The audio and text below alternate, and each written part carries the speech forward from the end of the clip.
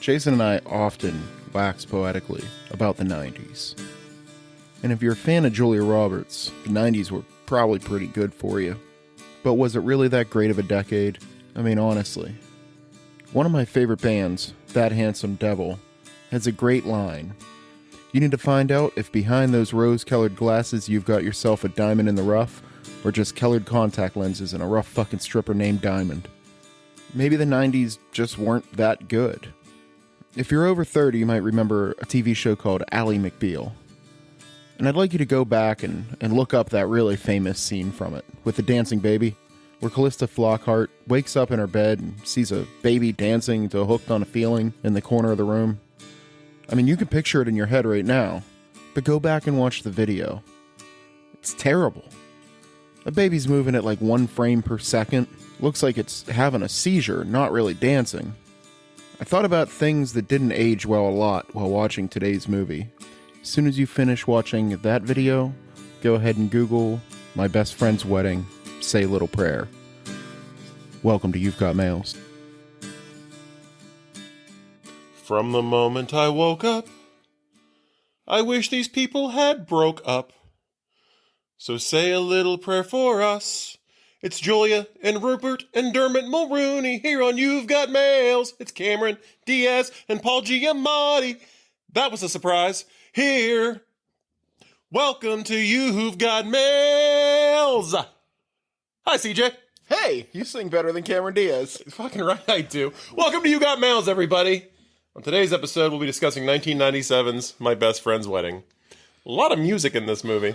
It really just seems shoved in there. Surprisingly, a lot of music. I didn't know this was going to be a musical, but it kind of was. Let's get right into it. That would explain why I didn't like it as much. This thing opens with the most random musical number I've ever experienced that made no sense. Yeah. Opening credits, and it is like a bride and 3 bridesmaids who are not in the movie. Like, they have nothing to do with the movie. At all. They had at least 4 different women in this movie that could have done There were a lot of women in this movie singing the song Wishing and Hoping. And it's just like this whole, they do the whole ass song. It's a thing. It while was just dancing around in wedding dresses and bridesmaid dresses. minute and a half too long. Wait, I actually put in my notes, this movie could have been 10 minutes shorter without the intro, and I would have been happy. But some interesting facts about the intro that I found doing some research. Actually, I think I have more interesting facts about this intro. The director had 4 nieces and they really wanted to be in a movie? Is that what it was? No, maybe. First off, this whole opening sequence was choreographed by Tony Basil. Do you know who Tony Basil is? No, sir. You know the song, Hey Mickey, you're so fine, you blow my mind. Hey Mickey. Yeah. That's who performed that song. It was a one-hit wonder, but apparently they choreograph now. Wow. So I thought that was interesting. All right. Do you know who sang the song? Because it was lip-synced, obviously. No, but I have heard it a bunch of times. But do you know who sang this version? No. Annie DeFranco. Annie DeFranco. That sounds familiar. She's a popular musical artist. I thought you know who she was. Ask your wife. Your wife knows who Annie DeFranco is. The wedding dress in this scene, Rachel's wedding dress from Friends. They dug it out of storage for this intro. Nice. Yeah. That actually is a pretty good little tidbit there. I like that. Yeah, I thought that was all kind of interesting. This intro itself is tonally completely different from the rest of the movie.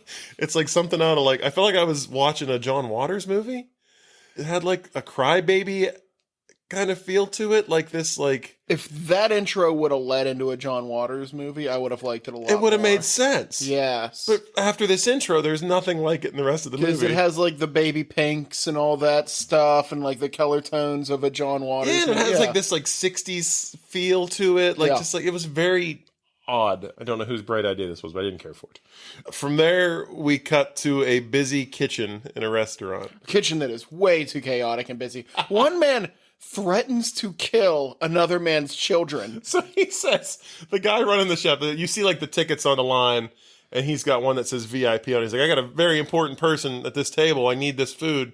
First, the line is muttered, I need that special meat, is what he says first. And I was like, what the fuck is the special meat? And then he says to the line cook, I will kill your whole family if you don't get this right. And then he gets the food. He's like, thank you. And he walks away. So I've worked in kitchens for a small chunk of my life. Is it like that? I've cooked for reviews. I mean, they take it seriously. Yeah, where they well, stop you and the should. chef comes in and the chef stops doing coke up in his little room. He comes down and he goes, all right, it's time. I'm going to work with you guys on this. But like the general vibe is we're a damn good restaurant. Yeah. We want all of our food to taste this good. We're not doing something too special. Yeah. Maybe this is like I don't know, where are they? New York or Chicago or something?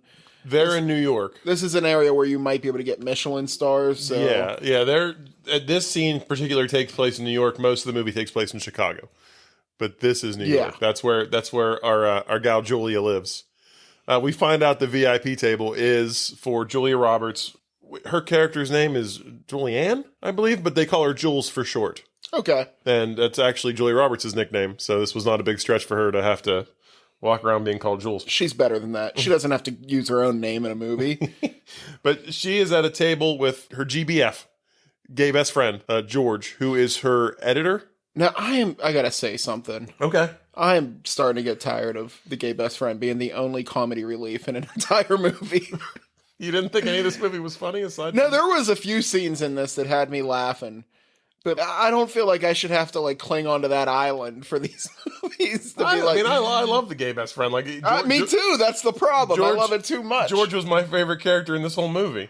But we find out, she's a food critic. George is her editor, and they're just having like dinner together, and she's going to be writing a review for this restaurant. George actually asks her, "Did so and so call you about like the piece in this paper?" So she says, "Let me check my machine," and pulls out like the biggest Zach Morris cell phone. I forget like I never had a cell phone when they were huge like that. Did you? Like, do you remember those? No, I think my first one was a little Nokia brick phone. Like, I remember my parents had, like, the phone in a bag. Like, the car phone. Remember the one that came in a suitcase? The suitcase phone? Yeah. No, I don't. So I'd like one of those now. But, so she pulls out the biggest cell phone I've ever seen and calls her home to get her messages off her machine. And there is a message from a Michael saying, "Hey, Jules, I've been trying to get a hold of you. I really need to talk to you. I'm in town. Call me. Doesn't matter what time of day. Like, just call me. We need to talk."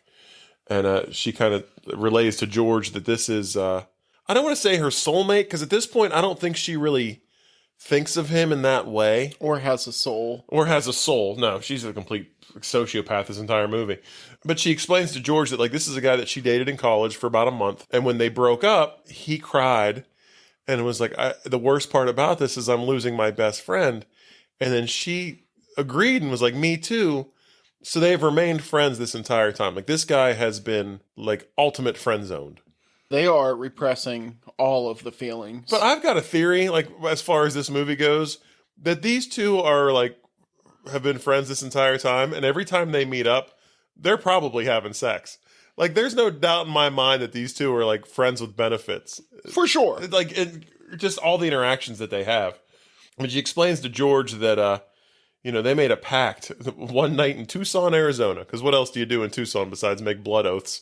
Michael pulled out his, like, a little razor or something out of his bag, cut his finger, then cut hers, and they promised that if they were both still single at 28, which is an odd age to pick for this, like, you think you'd just go even 30? Well, everybody knows that a woman is completely dried up at 28 and 1 months. Jesus. That's not an official stance if you've got males, everyone. It's an official stance of Julia Roberts. Yeah, just last week you were singing the praises of Mary Steenburgen, who's well over 28. It's still a catch. But they decided they'd get married at 28. Like 30, 31? Mary Steenburgen? I'm kidding. Maybe when this movie came out. But George says, well, you're turning 28 like next month, right? So she thinks to herself, like, oh, maybe this is what he's calling about. She goes back to the hotel room. And at this point, I don't feel like she's expecting when she calls him for him to like say this to her and be like, let's get married because we're both 28 now. And at this point in the movie, I really feel like she is preparing herself to have to let him down. Oh, she's not interested at all. Yeah, like she doesn't want to marry this guy. Like she's not interested. She calls him. It's late. He answers. And instead of, she says, hey, before we start talking about whatever you want to talk about, I was thinking about that night in Tucson. And he's like, oh, yeah, I remember that night. But that's not what this is about. No, he says, I think about that night every day. Does he say yes, that? And I'm immediately like, these people are wrong. Like, something's wrong here. But he tells her instead of that he's met someone, a 20-year-old heir to a billion-dollar empire. This girl's dad owns the Chicago White Sox and like a whole ass cable news channel or a cable channel. Like, this guy's essentially like Ted Turner at the time. Yeah. And he's like, but I'm freaking out, and the wedding is in 4 days, and we're having all the festivities over the next 4 days. Which this led me to ask a couple of questions. When he calls her, he says, I've been trying to get a hold of you for a month, which implies they haven't spoken for a month, right? So has he only been dating Cameron Diaz for a month? Or did he just not tell her that he was dating someone? And if he didn't tell her they were dating someone, and my theory about them having sex every time they see each other is true, then they were boning down while he was dating Cameron Diaz. The fucking wheels are turning in your head right now. Wow. The timelines on this do not make sense. And also, they're getting married in 4 days, and they have 4 days of stuff planned out, like an engagement party, which also says to me, if you're having the engagement party 4 days before the wedding, you probably just got engaged and you haven't been together that long. Hey, when you find a wagon that filled with goods, you hitch to it. I guess that's true. When you find a 20-year-old Cameron Diaz whose father is a billionaire, you just back up the Brinks truck and that's right. You put a ring on it. You know, Julia Roberts like falls out of her bed and she's like, "Oh, you know, I'll be there for you," because he's like, "I'm scared. Like, I need you. You're my best friend. I need you to be there." Cut to the next day, and she is in a car with George driving to the airport, and she is in full "I must stop this wedding" mode. Like, it's not like a question of like, I'm gonna go and then decide once I get there that I love this guy. It is like, I am on a mission from God to stop this wedding. Yes. And she wanted nothing to do with him until she found out that he was not available anymore. Almost like I just want to put him back on the shelf. Nobody else can take him off. She's got him on the back burner. It's like she's been holding him back there. That's like in case of emergency, like break glass and pull Michael out. And now she's like, well, Michael's not an option anymore. I need to fucking get this guy back on the burner. But, you know, he takes her to the airport, and George, like the voice of reason throughout this entire movie is like, why are you doing this? Like, why are you trying to like burn this whole thing to the ground? Everything he says, like you could tell in that little writing room, there was like 3-4 people. One of them was this gay guy that was the most articulate motherfucker in the world. And he was like, I got George. I'm writing for him and him alone. Yeah. Because I'm writing for a completely different movie. George is like acting in a different movie altogether. Yeah, like, everything he says has like some weight to it and actually makes sense, while the rest of this movie is just batshit crazy. Yes. But, you know, he gets her to the airport, drops her off, tells her, you know, I guess good luck, whatever. Like, good luck ruining people's lives. And she flies to Chicago. She gets to the airport and she's like looking through the crowd for Michael, finally sees him. We get Dermot Mulrooney walking up. And they like embrace and almost kiss. They greet in a way of two people that have recently had sex. You are correct. Yeah. This whole movie, I mean, I fucking hate everybody in this movie except for George, pretty much. But they're just the worst. Like, so they run in each other, like run in each other's arms, like face to face, like touch noses, like about to kiss and then think better of it almost. Like they're like, oops, can't do that anymore. And then we meet Cameron Diaz, who plays Kim, who's the 20-year-old heiress to the fucking Chicago White Sox fortune. Yeah. And she's just super sweet, like nice. She runs up, hugs Julia Roberts, is super excited to see her, says how much she's heard about her, because Michael apparently talks about his ex non-fucking stopped his new fiance. His best friend. Yeah, best friend. Hard quotes. Yeah. This should have been called my booty calls wedding, because that's basically what it is. It's not my best friend's wedding. It's my best friend with benefits wedding. And then we get a scene, Cameron Diaz is driving them somewhere. Like a goddamn bat out of hell. I thought the driving in The Great Gatsby was insane. Like Cameron Diaz. Like, have you ever seen Vanilla Sky? She has a kill count. Like, there's no doubt about it. Have you ever seen Vanilla Sky? No, I haven't. I've heard it's great. There's a scene in Vanilla Sky where she's driving and Tom Cruise is in the passenger seat, and she ends up like wrecking the car, and like I think she kills herself and like disfigures him. But this gave me serious vibes because she's like super unhinged and just driving this car like ready to kill somebody. I think she's trying to kill Julia Roberts. So she's in this car, just like Great Gatsby too, holding direct eye contact with Julia the entire time. She's swerving in and out of traffic. And she's like, I want you to be my maid of honor. My other friend, I guess, she just had back surgery or something and can't be there. So she wants to make her the maid of honor. And she also says that like the other bridesmaids she has are her two delinquent slut cousins from Tennessee. And all right. I really like George in this movie. I also like the delinquent slut cousins. I think we got Rachel Griffith back. There's my second favorite. Rachel Griffith? Yeah, she was the principal from Step Up 1. Is she one of the cousins? Yes. Get the fuck out. Yeah, that's what I wrote. Even Rachel Griffith hair? Because Oh. her hair is nuts in this. I didn't even realize that. But so she got the two cousins, so she doesn't really have anybody to be the maid of honor. So she asked Julia. And then we jump right to, one of my favorite things in these movies. We get a dress fitting. Almost immediately. Yeah, right off the bat. That's the thing. This wedding is in 4 days, and no one even has a dress yet. Like on day 3, like the day before the wedding, I'm pretty sure like Dermot Mulroney's getting fitted for a suit. Yeah, the thing This is, thing though, was thrown together. When you're a billionaire, or when you got that kind of money, shit like that happens. Oh, you can for get it done. I'm just saying. Yeah, you say, I want to do a dress fitting. You don't have to call around. The dress place calls you. I just don't think that this was really planned out, and it's a very like sudden. Like I'm not sure if maybe he got her pregnant, and they were like, "Let's do this thing." But they're doing the dress fitting, and she tells Julia Roberts that we got a special dress for you because he talks about you all the time, and he says that you don't really like to conform and do like normal like girly things, and you don't believe in certain things. And she's like, "You mean like love?" And she's like, "Well, yeah, he talks a lot about you." And it basically sounds like Dermot Mulroney's just constantly like, "Oh, she was the one, but she couldn't commit, so here we are, Cameron Diaz." Yeah. Runner-up prize. Then we get a scene where she's like in the back room, like changing out of her dress, like pretty much just in her underwear at this point. She's just in a bra and like little underpants.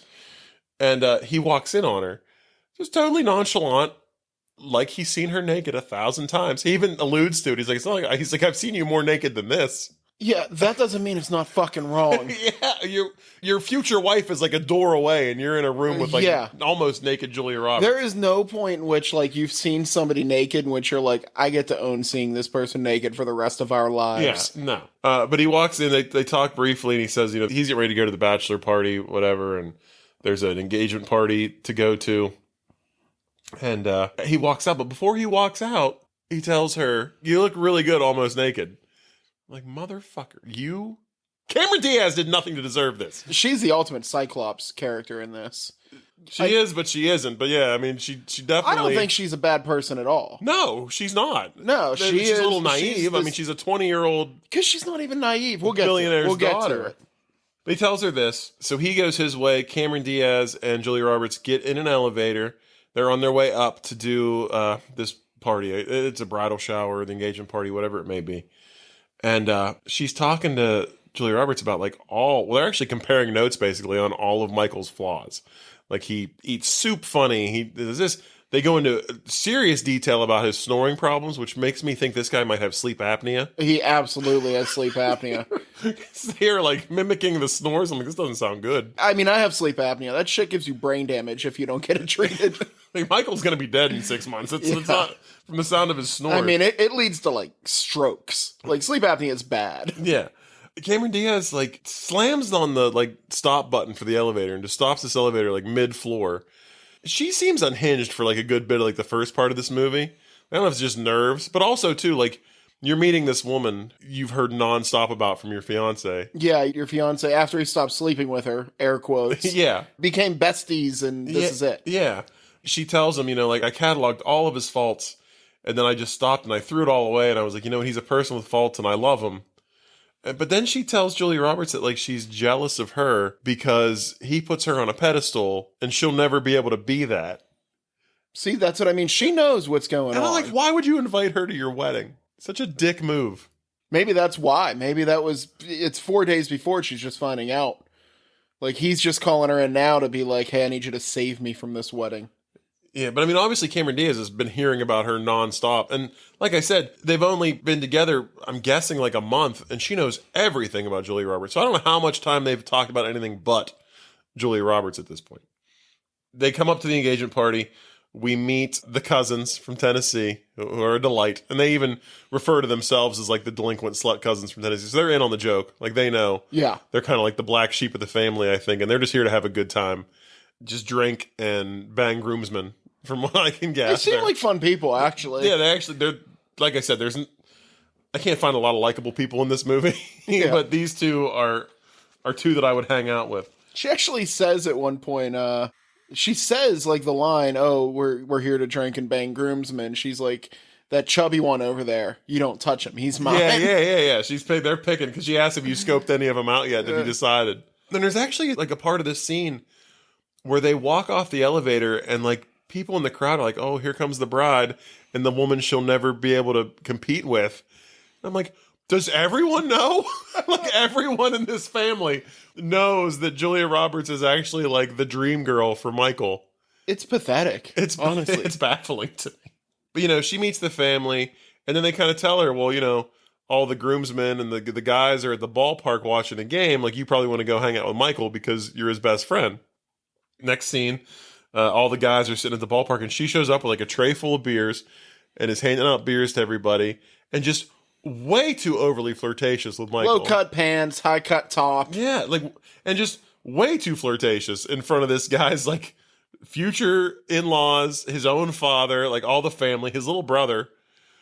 She starts flirting with the brother, flirting with his dad. Oh yeah, he gets a hug and he doesn't want to let go. Like this guy, this kid is just in it for the long haul. They gotta pry him off. A young Danny Masterson. That is not who that was. I'm sorry, a young Chris Masterson, Danny Masterson's little brother. Oh, I didn't know that. From, he played the oldest brother in Malcolm in the Middle. Oh, okay. Yeah. Never watched that show, but okay. No, I did not recognize him. I just recognized him as a horny pre-adolescent who was all up on Julia Roberts. Yeah, he pretty much stayed that way. Yeah. From there, Michael says he wants to spend a little time alone with Julia Roberts. Weird. Again, in front of the whole family. And they go. We got to get our monthly in. Jeez. They go off and they're like hanging out in like one of the upper decks of the ballpark, just watching the game, talking. And we find out like he's talking about Kim and why he wants to marry her. And he says he finally found someone who, when he hugs them, they don't pull away. So we find out that Julia Roberts was like not really into public displays of affection. But at this point, because like she'll just say anything to like get what she wants right now, she's like, I've changed. Like that's not how I am now. Like I'm comfortable with love, and which she's not. Like she just wants this guy because now he's taken. From here, when they were in the elevator, Cameron Diaz is kind of talking about the reasons why they aren't alike, and she tells him that he loves karaoke and she can't sing, and she gets real uncomfortable about it. So Julia Roberts, like actively trying to sabotage this wedding the entire movie, has found a karaoke bar in Chicago and takes them both to it. Ooh, did you catch who the karaoke guy was? No. When they walk in? No. Oh, I finally get to do this to you. His name's Mark Swenson. The name sounds familiar. He played defense lawyer number 2 on season 3, episode 7 of the ABC show Fresh Off the Boat. I hate you. So no one would know who that is. The name does sound familiar, though. I was like, this guy looks familiar. It's got to be in something else. The beautiful thing about karaoke is, like, me and you do karaoke here and there. Yeah. I'd like to think I'm okay at it, but if I was good at it, I'd actually be a singer. Like, nobody's actually good at karaoke. Yeah, no, you're right. It's a measure of your like, gumption. Yeah. Getting up there. As Cameron Diaz shows here, is like, she's terrible, but she gets up there and throws her shit behind it. Yeah. And it's awesome. That's what you want to have at karaoke. Yes, you just have a good time. But right off the bat, like, when they first get there and they walk in and sit on the table, it is like Michael and Julia are on a date and just blocking Cameron Diaz out. Oh, they're ordering their drinks for each other. Yeah, they're talking about like a time they went to Florence before and like just all flirtatious, like right in front of the poor woman. It is psychopath behavior. Yeah, absolutely. They do all this and then like Julia Roberts like forces her to sing, like trying to embarrass her. It completely backfires on her. It's like Cameron Diaz is awful, but the crowd at first is like shouting, "You suck" at her, which that was not very nice. Nobody does that. Nobody does that at karaoke. But eventually she just kind of owns it and sings the song to the point where everybody turns to her side and is cheering for her. Michael's looking at her with puppy dog eyes. He splooshes a little karaoke sploosh. I should have wrote down the name of the song. White Stripes do a cover of it. Yeah, so all the songs in this movie they picked because they wanted all songs that Dionne Warwick has sang. Oh. So I Don't Know What to Do With Myself is the name of the song. Yes. Yeah, so I guess that was a Dionne Warwick song before, but yeah, the White Stripes, which I always thought it was a White Stripes song. I didn't know it was a cover. So this blew my mind. Because I'm like, this is 1997. This song wasn't out yet. But yeah, that whole thing backfires. So the next day, we get a scene. It's just Julia Roberts and Cameron Diaz. They're like registering for the wedding, like doing all the registry stuff. Which again, this is like 3 days before the wedding. Seems a little last minute. And you're just not registering. And also, like, I'm sorry, your family owns a sports team and a cable news, you ain't getting a fucking gift. I'm not bringing you anything. Don't register. That's bullshit. They probably didn't even There have should an be no open gifts. bar. No gifts necessary at this wedding. It should be on the invitation. Like, please, no gifts. Like, what do you get for the billionaire? While they're there, Julia Roberts is still actively, she's like manipulating. Every time she gets one of these two alone, like she's gaslighting one or the other into thinking something else about the other one. So we found out it's like Machiavellian, like how evil she is. She's like a super villain in this movie, like the biggest villain. But we found out at the karaoke night that Cameron Diaz was going to law school, and she's decided to not go back to school. She was going to be an architect. Architect, I'm sorry. So she was going to school for architecture. Which seems to be a romance movie mainstay. There are a lot of architects, yeah. Yeah. But she decides that like she's going to not go back to school and just stay home, basically just be like a housewife for Michael. And Michael is just like a traveling sports writer. Like, he probably makes okay money. Well, he kind of even says he makes like trash money. Like he's in it for the love. Yeah. Probably has a Julia Roberts in every city. You might be right. He's making her like not follow her dreams to stay home and just take care of him basically and take care of the house and just be there. So the next day, Julia Roberts is saying, well, his career isn't really sustainable. Your father owns like this $2 billion news station. They need a PR guy. He knows sports. Your dad owns a sports team. Like your dad could get him a job. Like, and she tells him like, maybe even just for like 6 months. And then by the end of the 6 months, he's going to love it and he'll stay. So she gives her this whole story to try to work things out. And I believe prior to this, I get a feeling that you were as confused by this whole situation as me. There are a lot of like moving parts in her, like her scheme. Plan that Cameron Diaz goes to like act out with her father, which they don't actually show her talking. Yeah, but she somehow like she realizes what's going on and flips it on Julia Roberts when she says like, "Oh, that bitch, she got me." I'm still not even sure what the hell happened. I don't think she did. I think Julia Roberts is just insane. But there was also a point before this, and I think it was after the karaoke night, where Julia Roberts and Michael got to be alone for a little bit, and she sowed the same seeds with him about how, like, she's not going to, like, want to be with a sports writer. You don't make any money, like, So she's kind of, like, playing them against each other. So we get a scene at a dinner the next night where Michael and Kim are already there. Julia Roberts shows up, and again, Michael's like, "Oh, my God, you look beautiful." Like, in front of his own fucking fiance. And at this dinner, Cameron Diaz like spills out this whole plan for him to get a job with his father.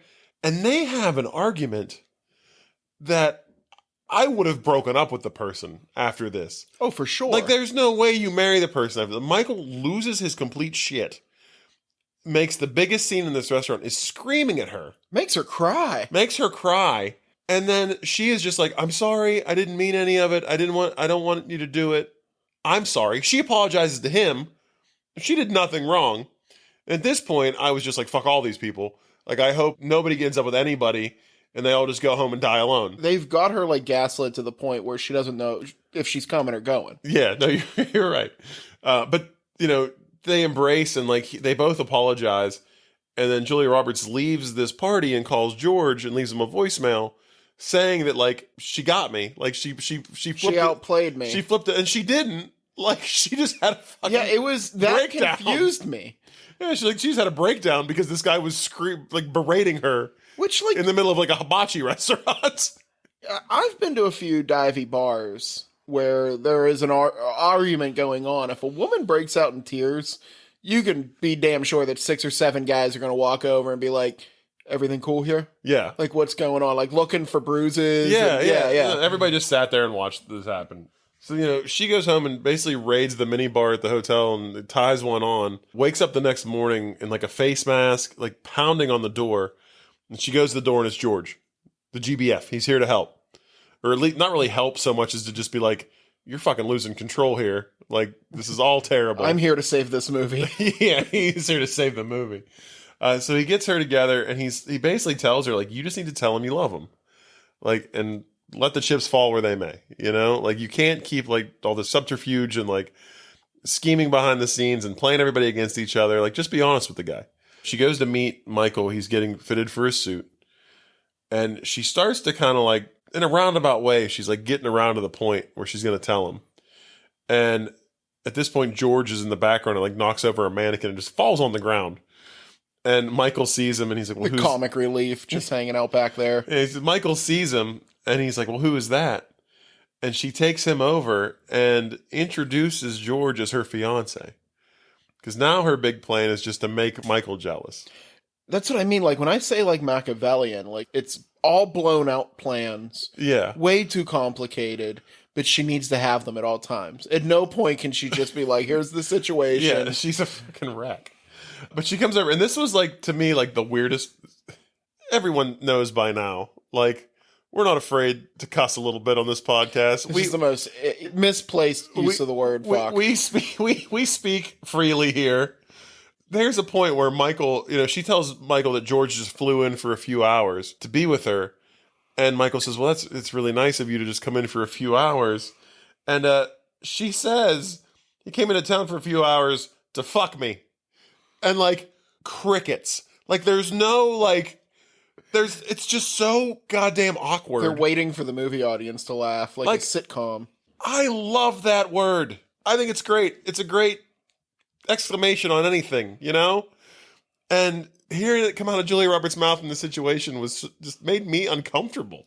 Like, no one's ever made me uncomfortable with a word like that. But fun fact, when you use that word, I think we talked about this, I think it was Bridges of Madison County.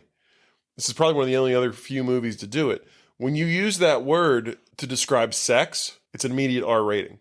So this movie was originally rated R because of that, and they appealed and got it knocked down to a PG-13. But kept it in. And kept it in, yeah. Which to me, I would have just taken that out because it just wasn't necessary. It was like Bridges of Madison County, they earned that fuck. They could have said, like, oh, we're just here to screw. Yeah. It would have gone over just the same way. Yeah, like a fucking fart in church. Like, it wouldn't have gone over well at all. But I don't know who watched this movie and was like, hilarious. But now, she says that, and they take George to, and George is like, doesn't want to go along with his plan. He's like, this is not why I'm here. Like, he's making her suffer. But she says, like, play it like low key, whatever. He gets to, like, meet the mom and everything, and they're on their way to a lunch, and, like, he's supposed to just leave. But what I love about George is, like, he's kind of like along for the ride now. And he's just like, I'm going to see where this crazy shit goes. Like, I'm going to see, like, she's clearly lost her mind. Like, this is a horrible plan. And now I'm in on it. And, like, I'm taking this train to the station. Wherever that station may be, like, that's where we're going. And I'm going to just enjoy myself. Like, if the house is burning down and you can't stop it, you might as well go grab marshmallows, right? Yeah, exactly. That's where George is at in this movie. So they go to lunch at, like, a seafood restaurant where all the waiters are wearing, like, crab claws and crab hats. It looks like they're at a Joe's Crab Shack, but a fancy Joe's Crab Shack. Yeah, it's Joe's Crab Chalet is what I think it is. They ask how they met. They ask George and Julie's like, oh, it's not really a big story. And then George goes into this he's like, actually, it is a great story. We met at an insane asylum. I was there visiting a friend who thought they were Dionne Warwick, and she was there visiting a chef that she sent into the mental institution with a bad review. And he's talking about how they met, and then all of a sudden breaks into that Say a Little Prayer song. And this was completely out of place in the movie, too. I mean, it turns into a full musical. Yeah, I mean, the whole restaurant starts singing along. One of the waiters goes over and starts playing a piano with his crab claws. All the waiters are in the background, like, waving their crab claws in the air. They're dancing with their crab claws. Yeah, the whole family joins in. And they're all terrible singers, except for the two cousins from Tennessee who saved this whole song for me. Did you catch who the other cousin was, not her? No. She was in a movie in 2013 where she played the character Angel Tits. It was called Who's Afraid of Vagina Wolf? What? Yeah. That's not true. Thought I recognized her. I had to look her up too.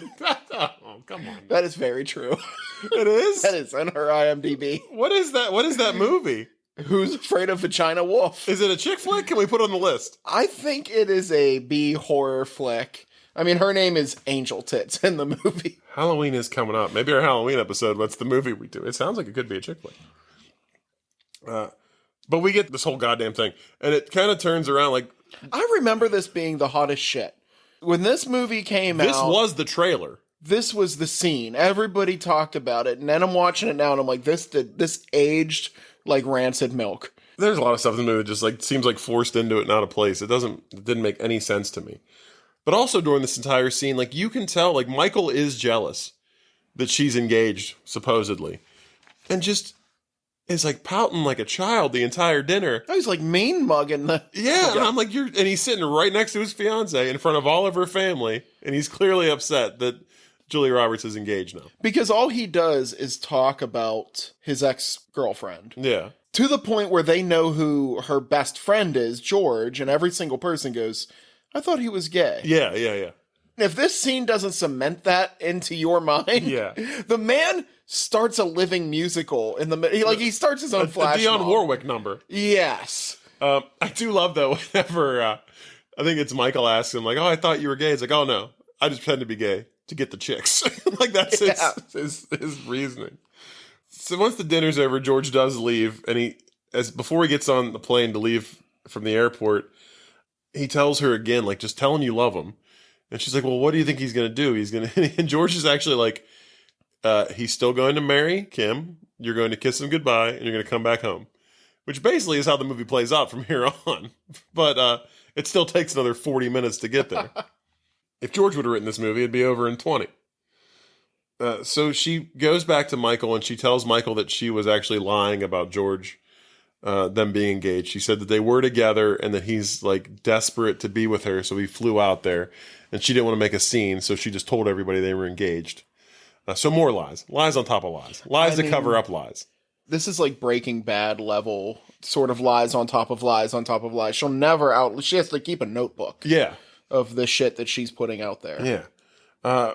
From there, though, like, so Michael admits that he was jealous, and then he was like, I think we should go spend some alone time together. Totally inappropriate. I thought that he was like, I immediately was like, oh, he's saying we need to spend some alone time from each other.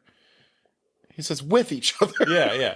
So they end up on like this boat tour on like a Chicago river, and they're just talking, and he's kind of talking about how he feels kind of like forced into the marriage almost, and he's really like talking like he's unhappy with the marriage that he's getting married. And he also says to her, he's talking about Cameron Diaz, about how she's so open with her emotions, and he's like, if you love someone, you should tell them. And then just like dramatic pause, like he's like trying to get her to confess, like she has the most opportune time right now. And they keep passing under bridges. They're on the top of like the observation deck of a boat, and they keep passing under these low bridges. I'm just waiting for her to be like, I love, and then just decapitates both of them. Like it looked like it was so close. Just hoping. And then he also brings up the fact that him and Kim don't even have a song. And he's like, do you think that's a bad sign? And then starts singing their song, like Michael and Julia's song. And they get up and have like a slow dance, like body to body, embraced in a slow dance while singing their song. Which they dated when they were 18. Yeah. Who picks that song when they're 18? That's a great question. Like, why was it not Rump Shaker? That's also a great question. Yeah. But I don't really, like, I hate Julia Roberts in this movie. I hate everybody in this movie. But she doesn't have really any good reason to think that he's not interested in her, and that she shouldn't be trying to break up this wedding, although she should just come out and tell him how she feels, because he's putting out all the fucking signals. Like, all the signals. You mean like the walking in on you naked and telling you look amazing, and it's constantly complimenting you, flirting you, almost kissing you at the airport. In front of your fiance slow and her dancing, family. Slow dancing with you, being jealous that you were engaged, all the signs. Next day, Julia Roberts is somehow in the office building where Cameron Diaz's father works. She's not really there with anybody, is she? She's there to pick him up and take him somewhere. Is that what she's... Okay. Yeah, 3 hours early. Okay. So she sneaks into Cameron Diaz's father's office and opens his email. And she types up an email to Michael's boss as the father. This is all very convoluted.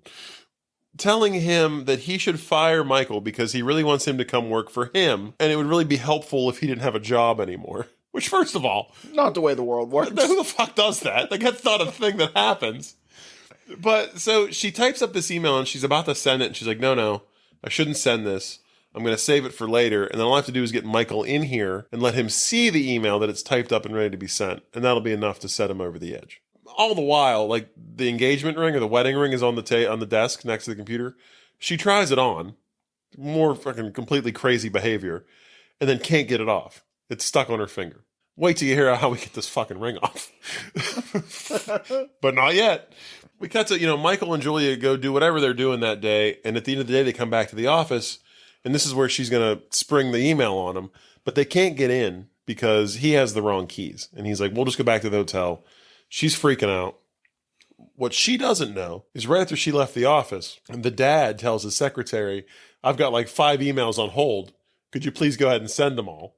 That's not how email works. No, it's not how any of this works. But this was back before like email. Like 90% of the people that had seen this movie had never sent an email before. Yeah. So the email's already been sent. They get back to the hotel and he's like, well, how is it important as you? Because she says she has to get in there to get like an important like fax or something because she's on a deadline for a story, a food review. Apparently there's deadlines and she has to get this out. So he's like, all right, let's go in the hotel room. I'll call. We'll get the keys. Like, I'll take you back. Meanwhile, he has gotten mail at the hotel and he has a fax from his boss. Clutch move by this guy. This guy's like boss is the hero. This guy's the MVP of the whole movie. He sends him a fax and is like, hey, I got this email from your future father-in-law. Just thought you should know what you're getting marrying into. Like, I'm not going to fire you, but just a heads up. There's some crazy shit going on over there. And so Michael was like freaking out. Julia Roberts at this point realizes that the email got sent and that she pretty much probably has broken up this wedding. And now I think she's feeling a little guilty about it. So she's out in the hallway having a smoke. So we haven't even referenced the fact that she like chain smoking this entire movie. Now she brings up needing a cigarette constantly and she smokes a good bit. Yeah. Yeah, but it's not like, usually in a movie like this, it's played as like, I'm a bad guy, and then when they, they become a good guy and they quit smoking. For her, it's just like it seemed like just a choice. Oh yeah, she's just a smoker. She's smoking it up. Yeah, that's weird. It's almost weird to see a movie like that nowadays. But also, this was 1997, so you could just smoke in hotel hallways, but only certain hotel hallways because this is true. Our boy, I was so fucking surprised to see Paul Giamatti show up. Yep. In like the tiniest little role, which this had to have been like a very early role for him. Like I looked up his IMDb, and he had done like some smaller bit parts and other things. This might have been right around the time he broke out, because he also did the Private Parts movie, the Howard Stern movie. Yes. And he was in that a good bit, and like I think pretty much got great reviews for his performance in that. But he's just in it for about 30 seconds, and he's kind of talking to her about you can't smoke in here. He takes pity on her. He takes a drag off the cigarette, and then he's out. She lays a trip on him. Yeah. Immediately, and his eyes say, lady, I make $4 an hour. Well, like, why are you doing this? I was going to say, like, in this movie, it's got Julia Roberts, Rupert Everett, Cameron Diaz, Dermot Mulroney. These 30 seconds that Paul Giamatti is in this movie is the best acting in this entire movie. It was insane to me. Like, it's like he was in a different movie. like Paul Giamatti was like, I got 30 seconds. I'll blow your fucking socks off. And then I'm going to start winning Oscars. I was amazed at how good he was in the short time he was in it. I want that guy's movie. Yeah. She's leaning against the hotel room door smoking. And the door opens and she falls backwards. And it's Dermot Mulroney. And he tells her the wedding's off. Like, I let her know I can't. She's denying all of it, but I won't be a part of this. This is bullshit. Yada, yada, yada. Then he asks her if she still has the ring. And she does. It's stuck on her finger. This man. So to get the ring off. This son of a bitch. He fucking deep throats her ring finger. Just sticks the whole ass finger in his mouth. Hard eye contact the entire time. And sucks this ring off her finger. Again, I'm just like, this fucking guy.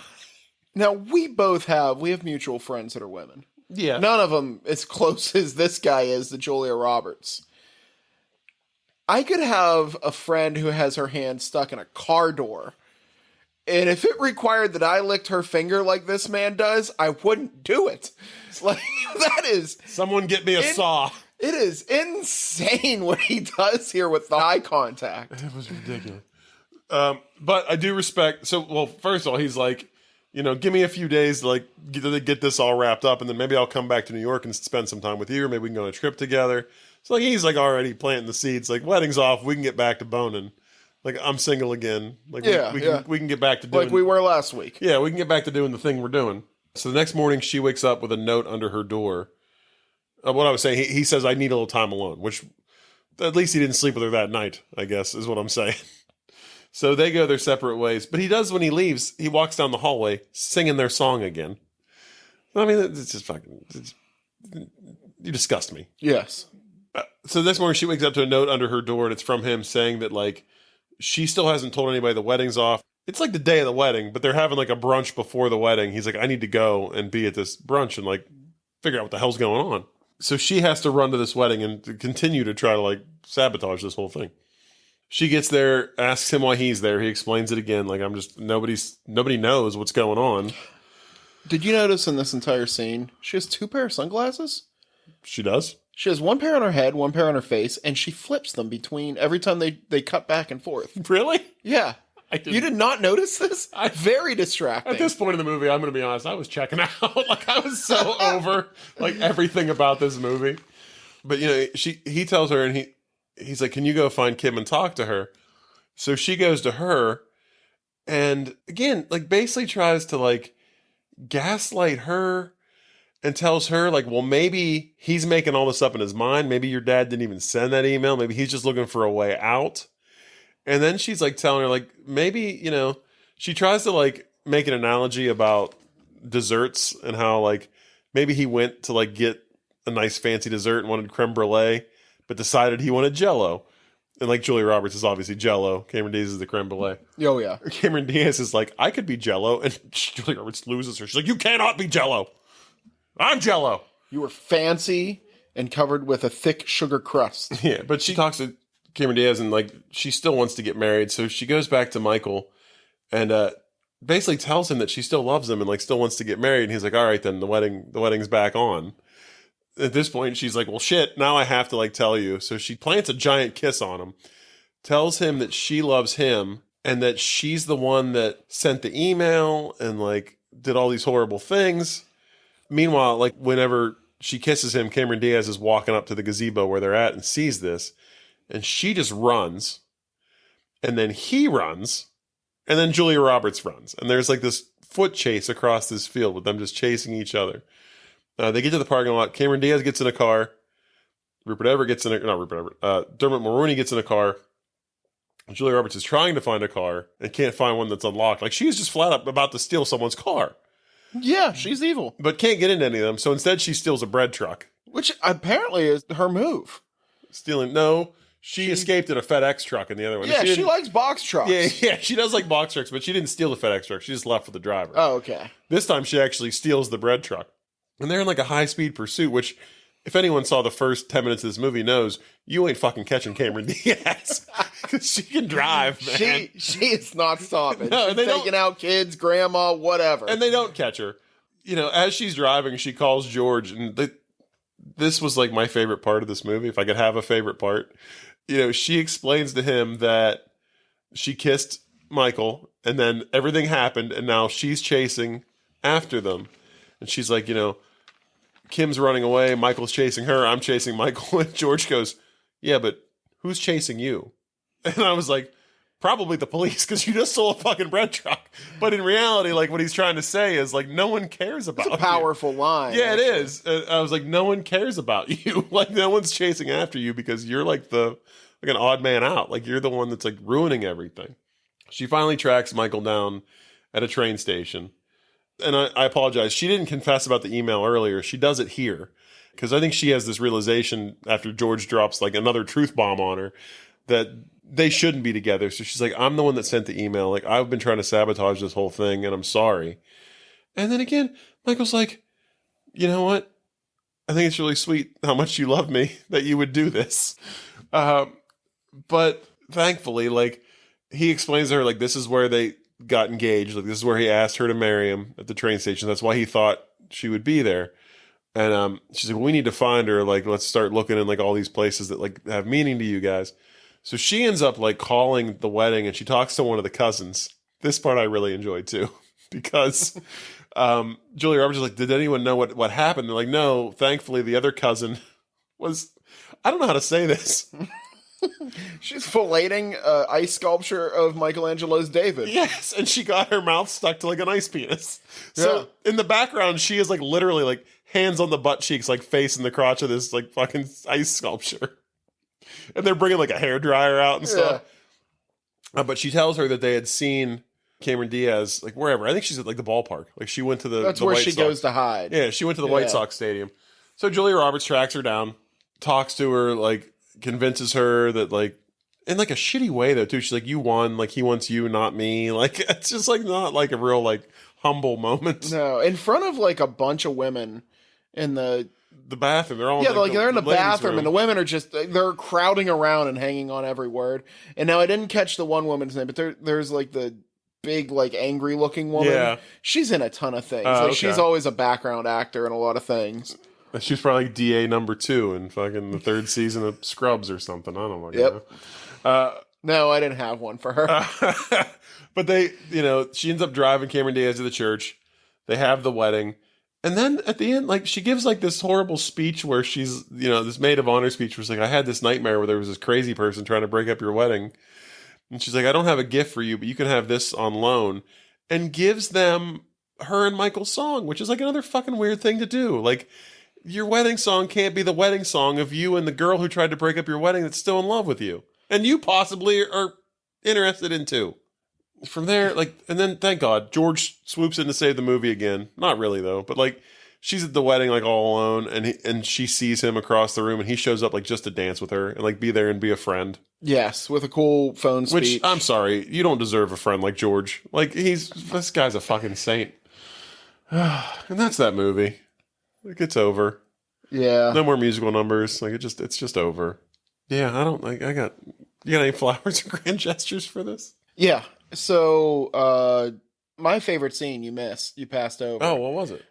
When the 3 stoner kids. Oh yeah. Are huffing helium, and they sing this John Denver. As far as musical numbers that go too long, this thing is like 3 minutes long of them singing in perfect helium harmony. Yeah, they're like it's like over the background of the scene too. Like you're not just watching them the entire time, but the entire time like that's playing in the background. It's really kind of they sound like the Chipmunks, but it's good.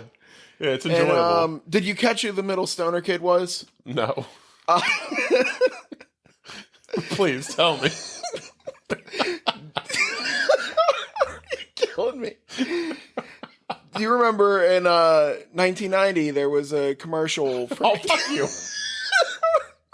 for McDonald's with Michael Jordan and a bunch of kids that can't believe that he's eating at a McDonald's. Yeah. He's the kid that stands up and goes, "That's Michael Jordan." That's amazing. Wow. Yeah, his name's Joseph Sikoa. Okay, I've learned so much today. There's so many fun facts. The other thing about this movie, I truly believe that as crazy and plotting and scheming as she was, he was doing the same exact thing. In what way? What was he doing? He's obviously in love with her. Yeah. Okay? I believe that this man went as far as to get engaged to another woman just to put the heat on Julia Roberts. Then why did they still get married at the end? I think what happened was, at the very end, she came to him and said, "I love you, I want to be with you." And suddenly, like a switch flipped for him the exact same way as it flipped for her. He was like, he was like, "Oh, now that she wants me, I don't want her." You know, they might both And I'm going to marry the billionaire 20-year-old Cameron Diaz. They might both be absolutely crazy. That's what I mean. I think he was plotting the entire time. I truly believe they were plotting for each other. Okay. But that's my flowers. I could buy that. Mine are just, there was an alternate ending to this movie that didn't involve George. There was a scene at the wedding where Julia Roberts meets a guy and like they kind of have like a spark. And that guy was John Corbett. My Big Fat Greek Wedding. Dodging a bullet. All the boys I've loved before, Dad. Yeah. Like he was Sex in the Cool City. Dad. Yeah, he was in that. It tested really poorly with audiences, and I can only assume it's because they all hated Julia Roberts so much. Like me, they did not want her to find happiness at the end of this movie, so they were like, "No, don't like it." So they cut that shit out. That's pretty much mine. Like I just like I said. Oh, I'll ask you what you asked me last week, and I already know the answer. Are Cameron Diaz and Michael still married? Like, do they stay together? Weeks at most. And then I think like him and Julia Roberts probably end up getting together and get married. Then they get divorced at some point. Yeah, I mean, it pretty much. I think it takes till like 3 days into them. They're in Tahiti on the honeymoon. Yeah, they sleep together, and he immediately calls Julia Roberts to tell him how it was. Yeah, and that's when it's over. Yeah, she meets a young guy named Winston Shakespeare, and it's over. I love Winston. All right. You want to chick flick it to a dick flick it? Yeah. Do you want to go first? Because I got nothing. I'm going to think while you're talking. I hope something comes to me. I think that, let's just turn it up to, like, she's already got this turned up to 11 on the crazy. Yeah. So let's bump it up to 111. You know what I mean? Like, when she sends that email from the dad, he calls it out, she realizes she's about to get caught, she kills the dad. So we're going like Fatal Attraction level. Yeah, exactly. Fatal Attraction, where she has to off people to hide this. At some point, Heisenberg actually does show up from Breaking Bad and teaches her how to get out of jams the most violent way possible. They have to run a few people down, and it ends. And then he has a reunion with that one son from Malcolm in the Middle, too. There you go. Yeah. And it ends with, she finally does back off. They get married. They get into the limo. And the limo drives them directly into a river because it's Julia Roberts driving. You kind of went like, I only had really one idea, and it was kind of do a Fatal Attraction. So that's kind of where we were going. I would like more George.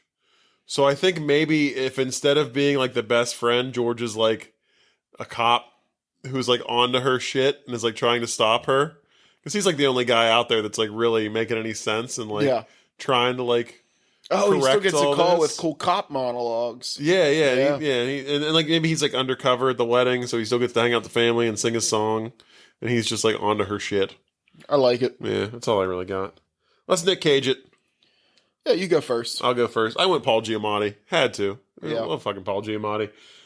He played Bob Zamuda in the Man on the Moon movie. Yep. With Jim Carrey. Jim Carrey is Colonel Stars and Stripes in Kick-Ass 2. Which also stars Chloe Grace Moretz as Hit Girl, who's also in Kick-Ass 1 with Big Daddy, Nicolas Cage. Excellent. Yeah. I wanted him... Actually, it came to be pretty quick. The scene where they're in the women's room at the ballpark. Okay. And it keeps cutting back to all the women, like, responding to what they're yelling at each other and, like, oohing and awing. Yeah. Why not just have them in there? Just in the crowd. There's 15 women there. One of them's Nick Cage. The back just smoking a cigarette. Yeah. Like, ooh. yeah. Ooh. Sounds crazy to me. Yeah. Weird, huh? Yeah. What? I don't even know what I'm doing in here.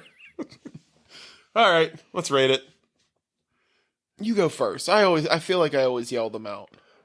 2. Mainly for George. Rupert Everett, I thought was great in this. I really liked him a lot. I wanted more of him, but I thought he was good. Paul Giamatti's like a half star right there. And like the cousins, the two cousins. Like there were some enjoyable people in this, and like there were a couple funny parts like that I liked, but it was not any of the main cast. It was all like side characters that like made me chuckle a little bit. So, and I mean, the movie was okay.